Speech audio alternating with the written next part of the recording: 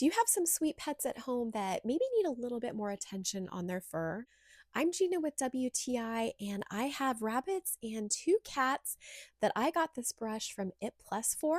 And it's been working so well. This brush has really tiny little bristles on it that are slightly bent. Now, both of my cats are domestic short hair, so they don't get mats in their fur. But this helps to remove their undercoat and reduces the chance of them getting fur balls from when they clean themselves. My cats really love being brushed with this. In fact, the little one will like roll over so that I can get her other side. Now, I have been using it on my rabbits as well. They're a little bit more leery of it. So, of course, I let them smell it and kind of chew on it a little bit in order to become more familiar with it. An amazing feature about this brush is it has a button on the back. You just push that, and any hair that's been collected inside the brush easily comes out. This brush is so budget friendly. It's definitely worth the price. I think that you should get it. And that's my point of view.